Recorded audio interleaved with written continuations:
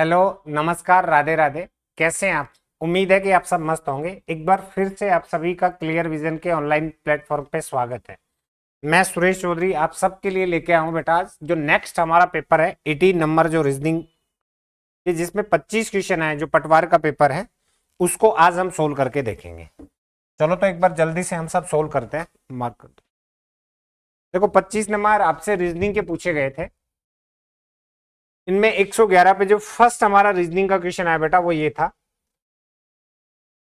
इसने ऊपर बता भी रखा है कि इन दो शब्दों के बीच जैसा संबंध है वैसे इनसे नेक्स्ट शब्द के साथ बताना है। तो देखो क्या क्या शब्द दिए हैं, एक बार ध्यान से पढ़ो। यहां पे दिया प्राकृतिक, अगला दिया बेटा कृत्रिम, और उससे नेक्स्ट शब्द है कपास। तो देखो कपास जो है ये बेटा हमें पता है एक प्राकृतिक है। ऐसे कृत्रिम से क्या आएगा, तो इनमें देखो ऊन, लाइलॉन, जूट और रेशम, तो इसका आंसर होगा लाइलॉन। लाइलॉन एक ऐसा रेशा है जो बेटा कृत्रिम है, तो यहाँ पे कृत्रिम बताना है, तो कृत्रिम जो होगा वो बेटा क्या होगा, नाइलॉन होगा। ये आपका आंसर है। बिल्कुल आसान सा क्वेश्चन था, कुछ नहीं बताना, बहुत ईजी है। चलो इसके बाद में नेक्स्ट चलते हैं 112 नंबर पे। देखो क्या था, वही संख्याओं का क्वेश्चन है कि इन दो संख्याओं में जैसा रिलेशन बनाया वैसा ही बेटा तुम्हें इस संख्या का इस संख्या के साथ बनाना है। तो इन दो संख्याओं में क्या हुआ था एक बार चेक कर लो। देखो ये था 6415, फिर लिखा आप इसको 5304। क्या किया, देखो 6 से 5 आया तो -1 हुआ है, 4 से 3 आया -1 हुआ है, 1 से 0 आया -1 हुआ है, और 5 से 4 आया बेटा -1 हुआ है। सारी संख्याओं में एक एक, सभी अंकों में या सभी नंबर में एक एक कम कर दिया। बस यहाँ पे भी एक एक कम कर दो। 7 में कम करोगे बेटा 6, 8 में कम करोगे 7, 9 में कम करोगे 8, और 6 में कम करोगे 5। तो ये संख्या होगी 6785, 6785। ऑप्शन चेक करो, 6785 किस ऑप्शन में, डी में है, तो बिल्कुल इसका इजी आंसर होगा डी। तो बहुत इजी इजी से क्वेश्चन आ रहे हैं। अगला देखो, निम्न विकल्प में से एक विषम को चुनिए, जो सबसे अलग है वो बताना है। यहां दिया एंथ्रोपोलॉजी यानी मानव शास्त्र, मनोविज्ञान, और ये टेक्सोलॉजी और ऐसे सामान्य विज्ञान। तो देखो मानव शास्त्र, मनोविज्ञान ये सब, टेक्सोलॉजी इसमें सबसे अलग है। वैसे ही आपको दिख रहा है कि बेटा टेक्सोलॉजी सबसे अलग होगा, बाकी सब सामान्य विज्ञान, मोनोलॉजी और ये मानव शास्त्र, ये सब एक सब्जेक्ट है। टेक्सोलॉजी इनसे अलग है, तो ये हो जाएगा। इसके बाद 113 के बाद चलते हैं बेटा 114 पे। ये भी आसान है कि तुम्हें 4 शब्दों में से एक अलग बताना है। यहाँ पे देखो एप्पल लिखा है, फिर एंगल लिखा है, फिर एड्रॉय लिखा है, फिर एम्पिल लिखा है। कौन सा अलग है ये चेक करो। तो इसमें क्या जुड़ जुड़ क्या है, ऐसे देखोगे तो कोई पता नहीं चलेगा। इसका सीधा सीधा है, देखो इसका पहला अक्षर स्वर है एक जो ए है, और लास्ट वाला एक स्वर है जो ई है। इसमें ए पहला स्वर है, ई लास्ट वाला स्वर है। इसमें ए पहला स्वर है, लास्ट में ई स्वर है। यहाँ पे ए पहला स्वर है, ई लास्ट में। सब में पहला और लास्ट का अक्षर जो है वो एक स्वर है, और पहला जो अक्षर है वो ए है, लास्ट वाला अक्षर ई है। लेकिन और क्या डिफरेंस है, तो आप ध्यान से देखो, बाकी सभी शब्दों में 2 स्वर अक्षर थे। यहाँ जो सी जो शब्द है इसमें बेटा एक स्वर अक्षर और है, वो कौन सा है, ओ।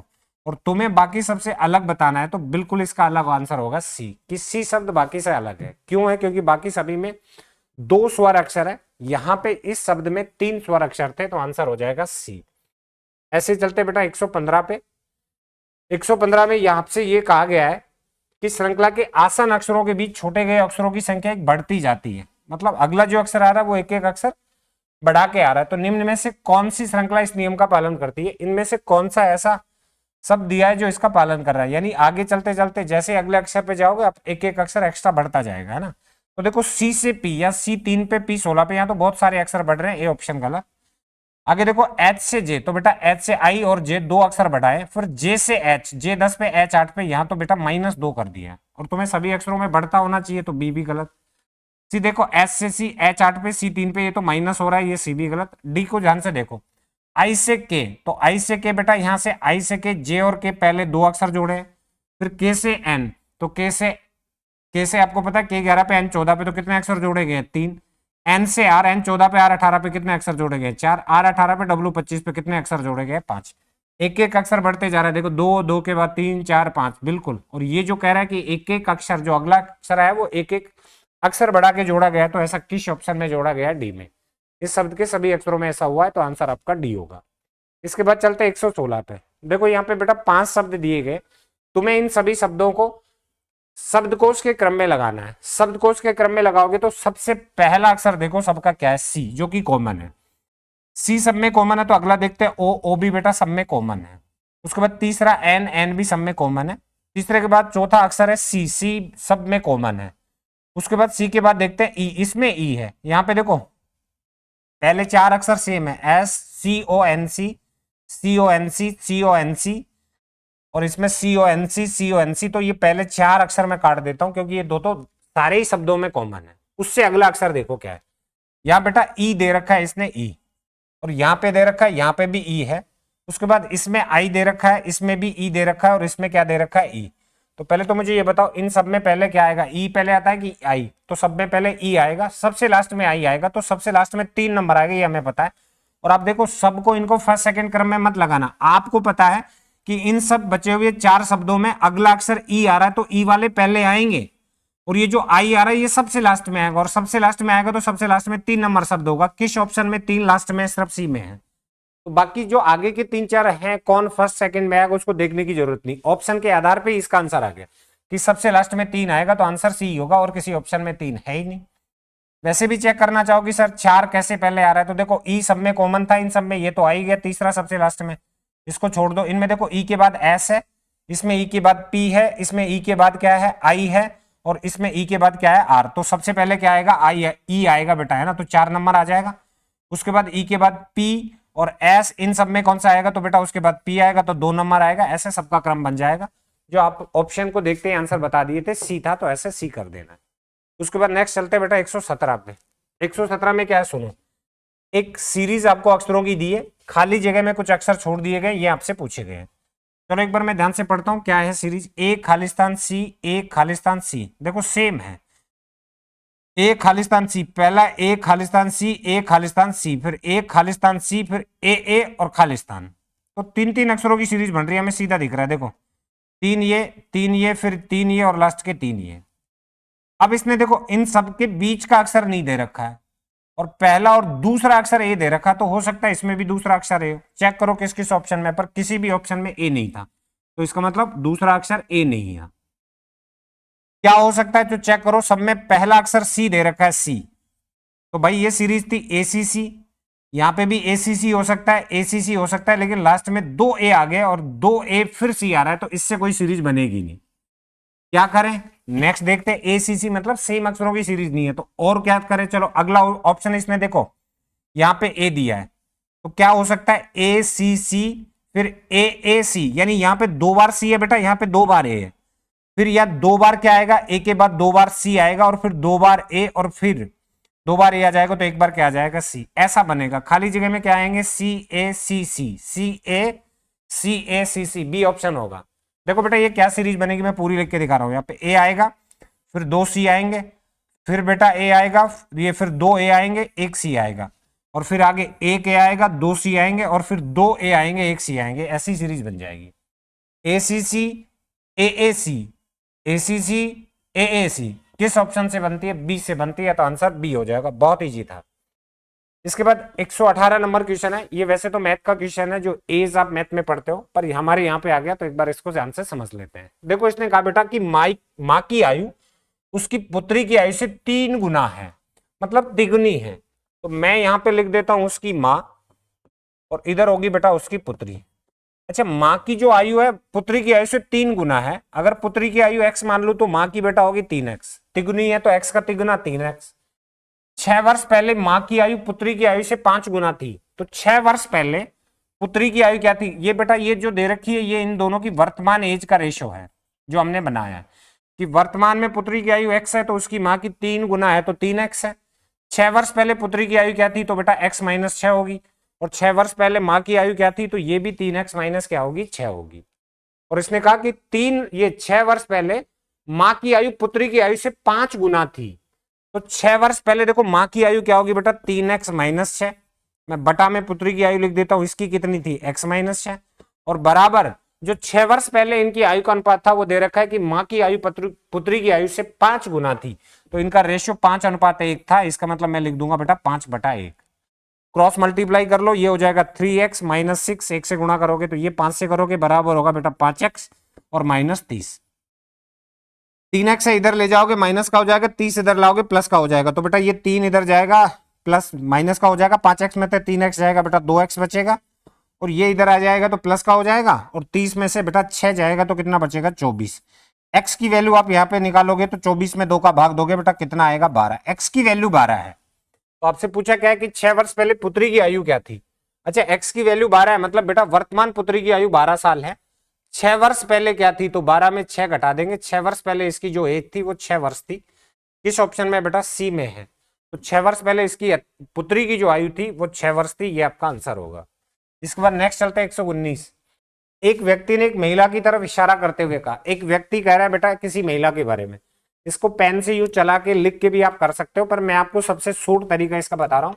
जो भी कहने वाला हो एक बार खुद बन के सोचो। कोई व्यक्ति है जो किसी महिला के बारे में कह रहा है, तो आप सब एक बार सोचो कि तुम व्यक्ति हो, तुमने किसी महिला के बारे में कहा, तो कोई महिला है जिसके बारे में तुम कह रहे हो, क्या कह रहे हो पढ़ के देखो कि वह मेरे एकमात्र चाचा, तो मैं व्यक्ति हूं, मेरा एकमात्र चाचा, ठीक है तो चाचा हो गया, तो मेरे एकमात्र चाचा के भाई, तो देखो मेरे एकमात्र चाचा मतलब मेरे एक ही चाचा है, और एक ही चाचा है तो उसका भाई, मेरे एकमात्र चाचा का भाई पक्का मेरा पिता होगा, क्योंकि मेरा एक ही चाचा है बेटा, उसका और कोई भाई तो हो ही नहीं, और कोई जो भाई होगा वो मेरा पिता ही होगा, क्योंकि चाचा सिर्फ एक ही है। तो मेरे एकमात्र चाचा का भाई, तो यहाँ पे हो गया मेरा पिता, और मेरे जो पिता है उसके पुत्र, तो मेरा पिता का पुत्र मैं भी हो सकता हूं या मेरा भाई भी हो सकता है, और मेरे पिता के पुत्र की विधवा है, ध्यान रहे इसने कहा विधवा है बेटा, वो मैं नहीं हो सकता, क्योंकि मैं हूंगा तो फिर मेरी पत्नी थोड़ी होगी, क्योंकि वो तो विधवा बता रखा है, मैं तो जिंदा हूं अभी, तो वो तो मेरी पत्नी तो थी ही नहीं। तो यहाँ पे जो मेरा पिता है उसका पुत्र तो मेरा भाई है, और मेरे भाई की वो जो होगी वो क्या बता रखी है इसने, विधवा है, तो विधवा मेरे भाई की होगी, और मेरे भाई की विधवा है, इसका मतलब मेरे भाई की वो पत्नी थी, हाँ विधवा होगी तो मेरे भाई की पत्नी थी, मेरे भाई की पत्नी है तो बेटा मेरी क्या है, मेरी भाभी है, तो कहा उस महिला का उस व्यक्ति से क्या संबंध है, वो महिला उस व्यक्ति की क्या होगी, भाभी, बिल्कुल सही है, बी आंसर होगा। ठीक है, बिल्कुल इजी था, ऐसे कर लो यार, ऐसे नहीं आ रहा तो देखो, व्यक्ति था ये कह रहा है किसी के बारे में, एक व्यक्ति ने कहा एक औरत के बारे में, ये औरत है, ठीक है, क्या कह रहा है व्यक्ति, पढ़ो कि वह मेरे एकमात्र चाचा, तो व्यक्ति का चाचा, और चाचा के भाई, तो चाचा का भाई इस व्यक्ति का क्या हो गया, पिता, ठीक है, और इसके पिता के पुत्र, तो इसका जो पिता है व्यक्ति का, उसका पुत्र या तो स्वयं व्यक्ति हो सकता है या इसका भाई हो सकता है, और ये महिला उसकी क्या है, उसके भाई के पुत्र की विधवा है, विधवा मतलब इसकी पत्नी है, इसके पिता का जो पुत्र है, तो पिता का पुत्र मैं यहाँ पिता क्यों लिखता हूँ, पिता का पुत्र सीधा लिख देता हूं कि या तो ये व्यक्ति तो हो नहीं सकता क्योंकि वो विधवा है, तो इसका कौन होगा, इस व्यक्ति का भाई, और इसका जो भाई था उसकी ये औरत विधवा है, विधवा का मतलब पत्नी है, और अगर इसके भाई की पत्नी है तो बेटा इस व्यक्ति की ये क्या होगी, भाभी। पूछा ये है कि महिला उसकी क्या है, तो ये भाभी होगी, आंसर है बी। 120 पे चलते हैं, कोडिंग का क्वेश्चन था, कुछ नहीं है, ध्यान से देखना, कई बार आया ऐसा पेपर में क्वेश्चन। देखो इसने लिखा BUIL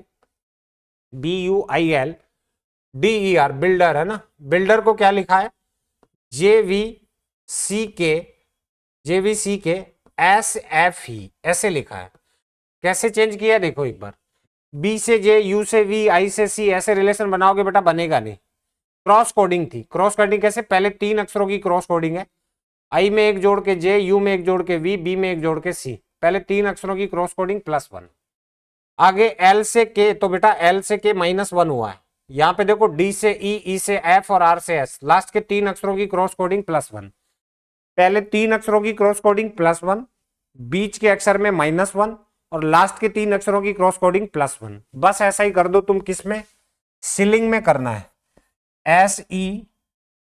SEALING, इस शब्द में ऐसा करना है, पहले 3 अक्षरों की क्रॉस कोडिंग करो, +1 करो, ए में +1 बी, ई में +1 एफ, और एस में +1 टी, बेटा एल है यहाँ पे -1 करना है, तो क्या आएगा के, जी से आएगा एच, एन से और आई से जे, ये शब्द बनेगा, चेक कर लो किसमें है, BFTK, पहला ऑप्शन गलत, BFTK HOG बिल्कुल सही है, बी ऑप्शन हो जाएगा, है ना, तो ये राइट आंसर था 120 में बी।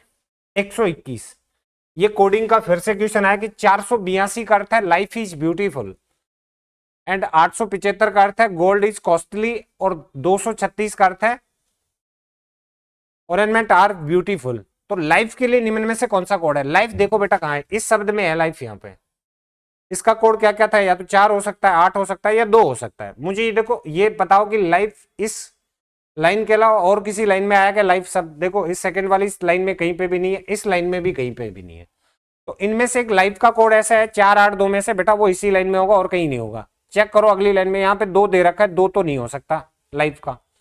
4 और 8 में देखो अगली में बेटा यहाँ 8 दे रखा है, 8 यहाँ पे है, तो ये 8 भी नहीं हो सकता। बचा हुआ क्या है 4, तो लाइफ का कोड 4 होगा और 4 किस ऑप्शन में? ए में है। तो 121 में जो आंसर होगा बेटा ए हो जाएगा। बिल्कुल आसान है ना। लाइफ का कोड 4 हो जाएगा, क्यों हो जाएगा पता है? क्योंकि लाइफ और किसी सब लाइन में था ही नहीं। 122 चेक करो क्या कहा इसने। कहा कि भाई निम्न में से विकल्प में से उस शब्द को चुनिए जो दी गए शब्द के अक्षरों का प्रयोग करके नहीं बनाया जा सकता। ये जो बेटा बड़ा शब्द दिया है, इस शब्द के सारे अक्षरों का प्रयोग करके यहाँ पे शब्द बनाए गए, पर एक शब्द ऐसा है जो इसके अक्षरों का प्रयोग करके नहीं बनाया जा सकता। वो पता करना है कौन सा है। जैसे ये फेंटानोम है, इसको देखो एक बार, पीबी है, इस मूल शब्द में देखो पीबी है, एचबी है, एबी है, एनबी है, टीबी है, ओबी है, एमबी है, सारे अक्षर मौजूद है। चेक कर लो।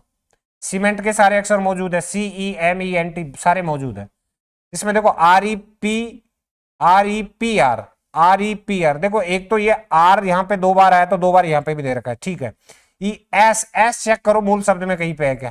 देखो एस शब्द कहीं पे भी नहीं है, तो इसने यही पूछा कौन सा नहीं बनेगा। तो जो नहीं बनने वाला शब्द होगा वो सी ऑप्शन होगा, क्योंकि यह एस एक ऐसा अक्षर है जो मूल शब्द में नहीं है, ये आंसर है। इसके बाद चलते बेटा 123 पे। यहाँ पे एक समीकरण दिया है, तुम्हें स्टार के चिन्हों की जगह इन गणितीय चिन्हों का प्रयोग करके बताना कौन से चिन्ह यहाँ पे फिट करें या लगाए ताकि ये समीकरण सही हो जाए। देखो पहले मैं बताया बराबर, तो यहीं पे लगा देते ये बराबर, यहाँ पे माइनस, यहाँ पे प्लस और बेटा यहाँ पे गुणा।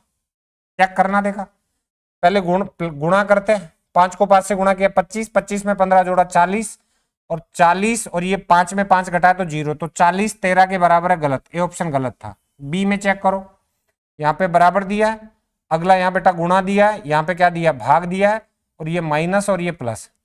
5 में 15 का भाग देना है तो 1/3 आएगा, 1/3 को 5 से गुणा करोगे पॉइंटों में आएगा, ये तो 13 दे रखा है, ये वैसे ही नहीं हो सकता बी ऑप्शन। ए और बी तो गलत। सी और चेक करो, यहाँ पे माइनस दिया है, यहाँ पे प्लस दिया है और ये बराबर है किसके? माइनस और यहाँ प्लस। एक बार करके देखो ये कितना आएगा।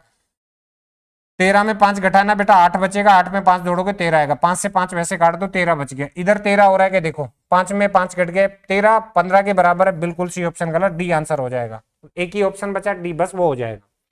चेक करना चाहो बिल्कुल कर सकते हो, मैं नीचे लिख के भी आपको बता देता हूँ कि 13, देखो इसने पहला चिन्ह दिया 13, उसके बाद क्या दिया गुणा, तो यहाँ गुणा करो 13 गुणा 5 बेटा, फिर नेक्स्ट है प्लस, और प्लस क्या करना है 5, और ये बराबर है 15 गुणा 5 और -5 के। चेक करो है कि नहीं। 13 को 5 से गुणा करोगे बेटा 65 और 65 में यहाँ 5 जोड़ोगे तो ये कितना होगा 70 और 70 बराबर है 15 को 5 से गुणा करो 75, 75 में 5 घटाओ 70 के, 70 70 के बराबर है, बिल्कुल सही है, डी ऑप्शन होगा। ऐसे आपको जल्दी से बताना है। 124 चेक करो क्या था। इसने पूछा निम्न में से 4 शब्द दिए गए जिनमें से 3 किसी न किसी प्रकार किसी रूप में समान है जबकि चौथा एक अलग है, उस विजातीय को चुने। अलग इनमें से कौन सा ये बताना है। देखो चेक कर लो यार क्या क्या कर रहा है। स्वर व्यंजन के तरीके से तो ये होगा नहीं, है ना, होगा नहीं स्वर व्यंजन, क्योंकि इसमें एक स्वर है, इसमें भी है, इसमें एक स्वर है, इसमें कोई स्वर नहीं है। पर चलो और जोड़ के घटा के आप देख लो एक बार। एम से क्या है बेटा, एम 13 पे के 11 पे, यहाँ पे पहले 2 अक्षरों में -2 करके लाया था, है ना। यहाँ पे चेक करो, पी 16 पे एन 14 पे -2 हुआ है, आर 18 पे पी 16 पे -2 हुआ है और वी 22 पे टी 20 पे -2 हुआ, सब में -2 कर रहा है, ठीक है। आगे देखो ये जी से ए -6, आई 9 पे डी 4 पे, हाँ के से जी बेटा, के 11 पे आता है, जी 7 पे आता है, -4 किया गया है। चेक कर लो 4 अक्षर माइनस किए हैं, है ना। यहाँ पे देखो एन 14 पे आई 9 पे, 14 से 9 तो यहाँ पे बेटा 5 अक्षर घटाए गए। यहाँ पे देखो पी 16 पे एल 12 पे, यहाँ पे -4 अक्षर किए गए। अगले इन 2 की बात कर रहे हैं, 2 की। और यहाँ पे चेक करो टी 20 पे पी 16 पे, यहाँ पे भी -4 हुए, सब में माइनस, अगले 2 अक्षरों में -4 कर रहा है।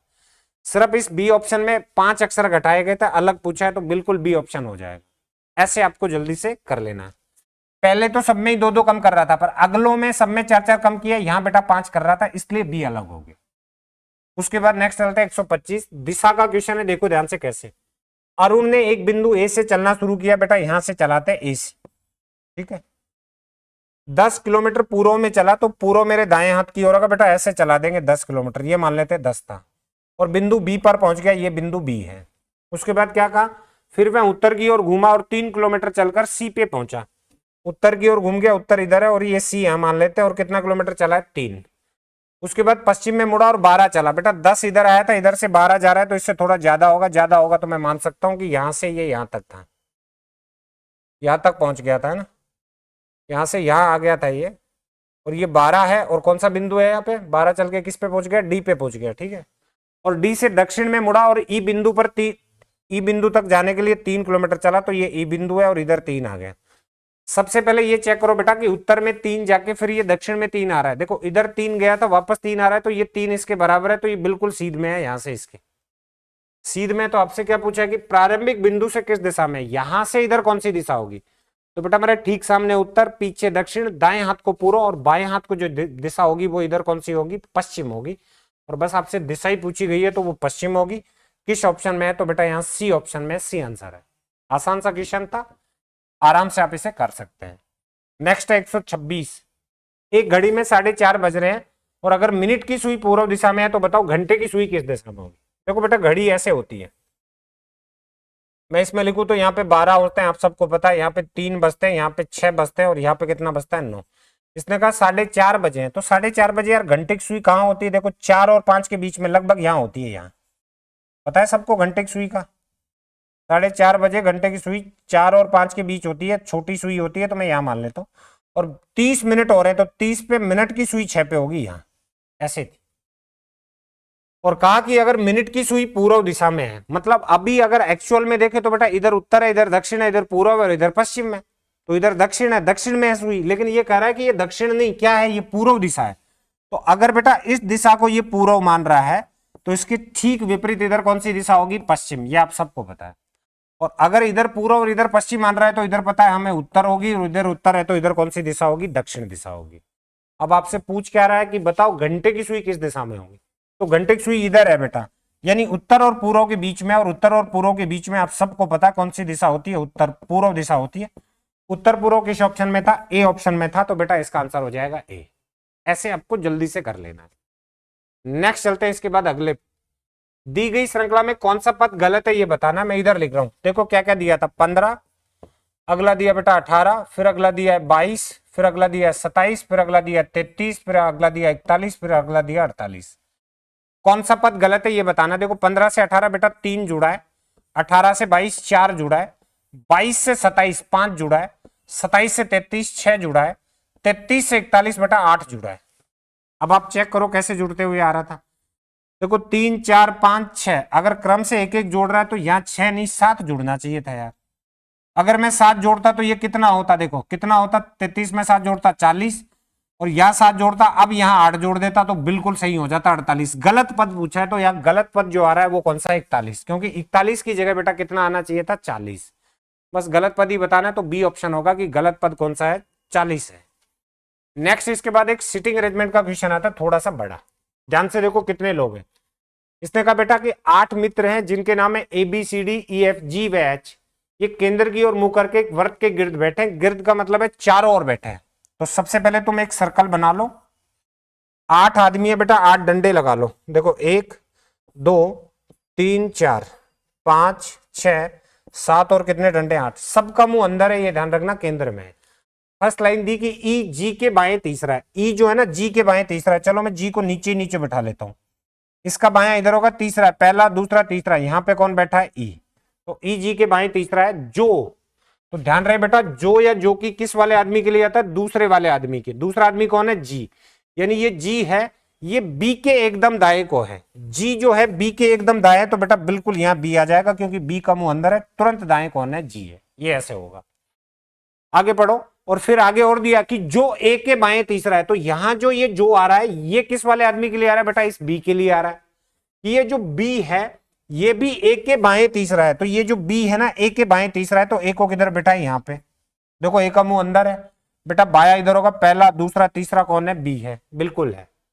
आगे पढ़ो, और क्या है, एच एफ के दाएं दूसरा है बेटा, एच एफ के दाएं दूसरा है, तो एच और एफ नहीं आया। आगे पढ़ते हैं जो क्या कर रहा है, जो ई का निकटतम पड़ोसी नहीं है, तो जो किसके लिए आया, एफ के लिए। एफ जो है ई का पड़ोसी नहीं है, तो बेटा ई यहां इसके पास में, यहां पे, और यहां पे एफ नहीं आ सकता।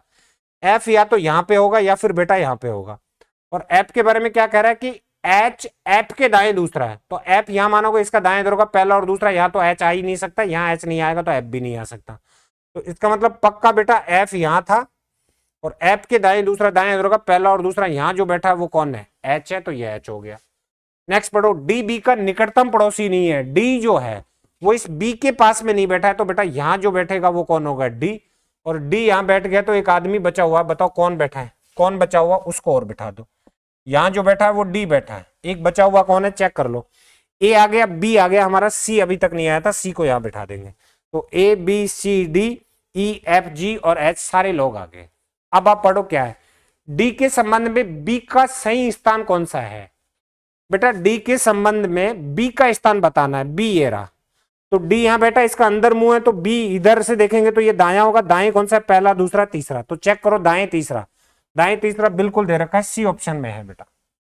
देखो कहा कि इस डी के संबंध में बी का कौन सा स्थान है, डी का अंदर मुंह है, इधर दाया होगा, दाएं पहला दूसरा तीसरा है, तो दाएं तीसरा किस ऑप्शन में, सी में है, 128 का सी होगा।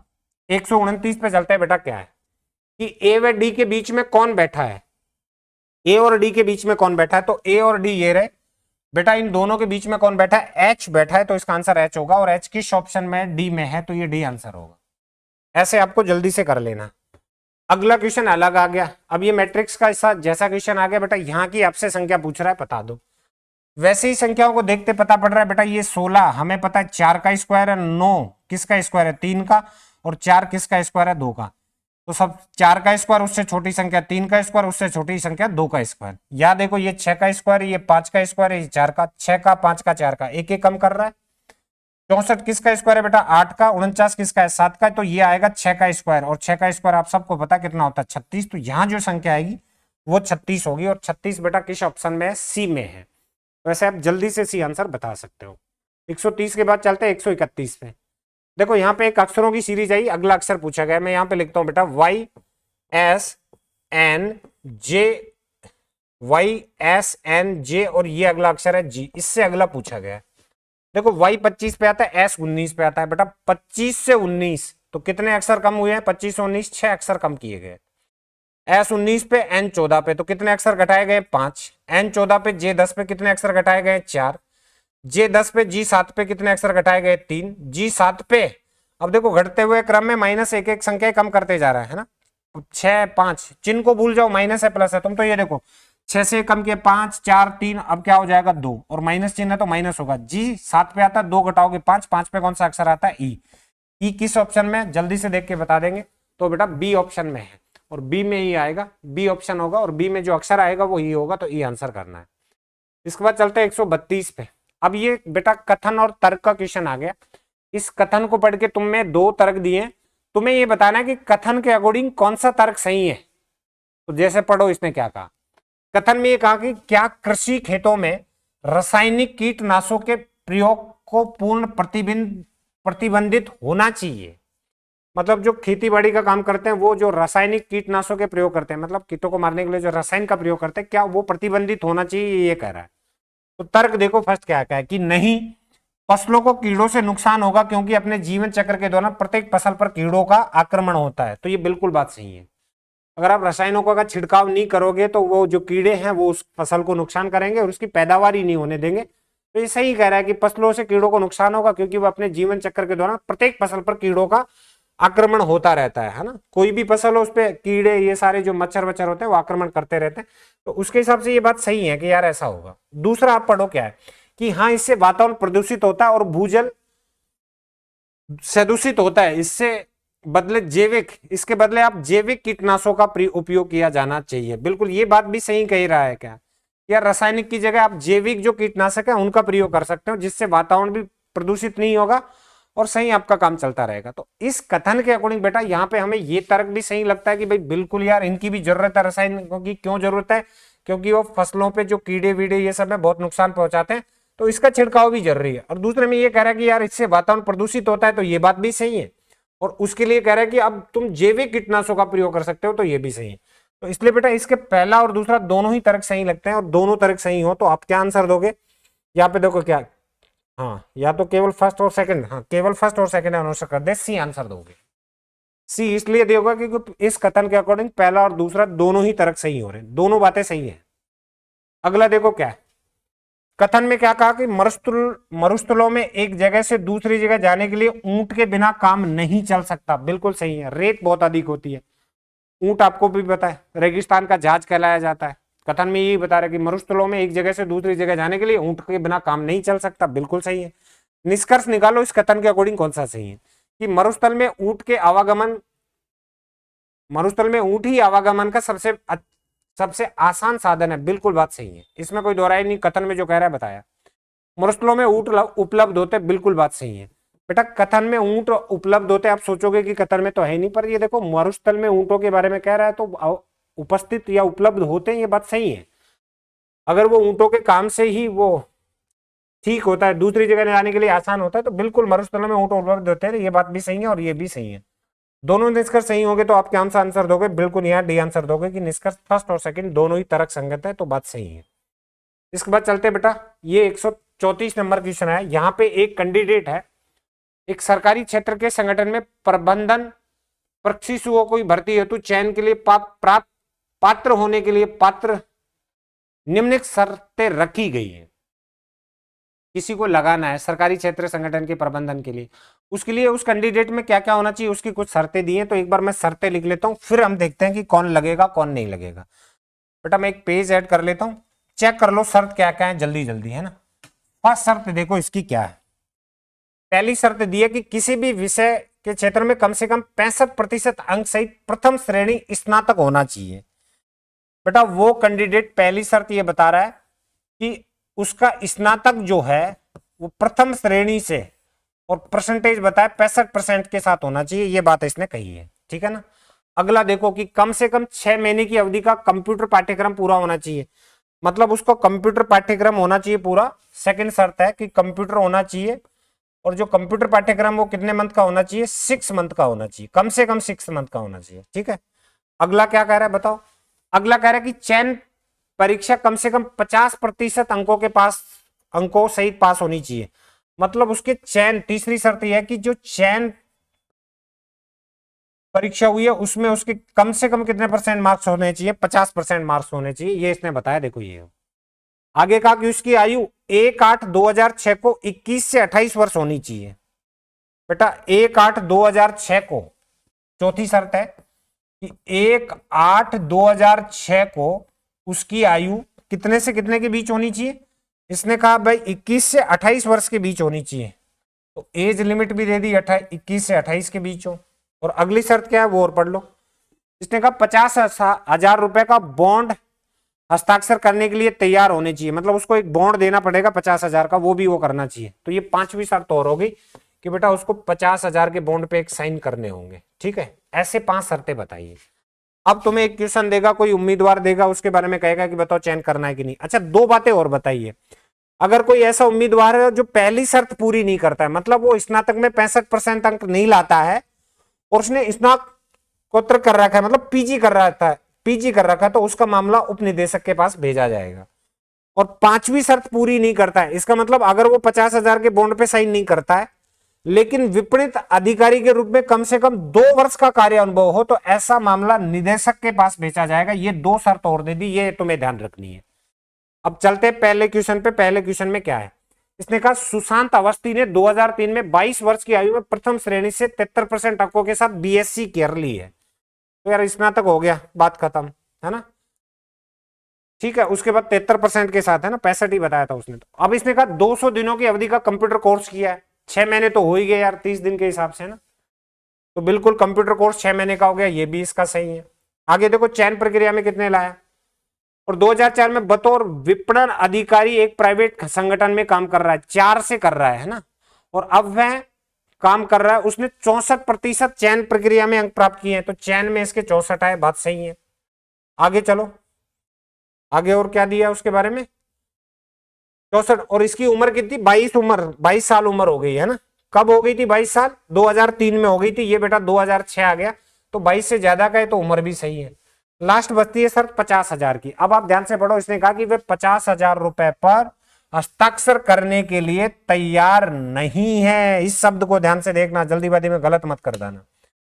इसने कहा तैयार नहीं है, यहां तैयार है ये नहीं है बेटा, नहीं है, मना कर रहा है, तो वो 50,000 रुपए का बॉन्ड नहीं देगा। और अगर 50,000 का बॉन्ड नहीं देगा तो आप शर्त देखो पीछे क्या बताया था। इसने बताई थी कि अगर कोई ऐसा उम्मीदवार हो जो ये 50,000 रुपए का मतलब 5वीं शर्त पूरी नहीं करता है, 50,000 के बॉन्ड पे साइन नहीं करता है, तो उसके लिए ये बताया था, देखो पीछे पढ़ना, यहां दे रखा है बी में कि उपरोक्त में अगर 5वीं शर्त कोई पूरी नहीं करता है लेकिन विपणित अधिकारी में कम से कम 2 वर्ष का कार्य अनुभव हो, तो उसका मामला निदेशक के पास भेजा जाएगा। इसका कार्य अनुभव देख लो कितने साल का है बेटा, 4 से काम कर रहा है, 6 हो गए हैं अब, तो बिल्कुल 2 साल को काम करते हो गए इसको विपणन अधिकारी के रूप में, तो एक्सपीरियंस 2 साल का बिल्कुल है। और 50,000 का बोर्ड नहीं दे रहा तो बिल्कुल सही है। हम इसका मामला कहां भेजेंगे, तो यहां पे देख लो, इसने कहा था 5वीं शर्त पूरी नहीं करेगा तो मामला किसके पास भेजना है बेटा, मामला निदेशक के पास भेजा जाना है, ये आपका आंसर होगा।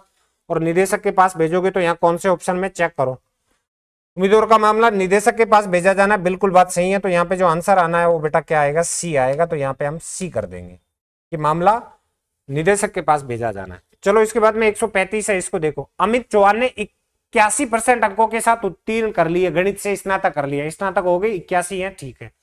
उसके बाद कंप्यूटर विज्ञान में 2 वर्ष का कोर्स प्रथम श्रेणी से पास हुआ है, ठीक है, ये भी हो गया भाई, कंप्यूटर कोर्स भी।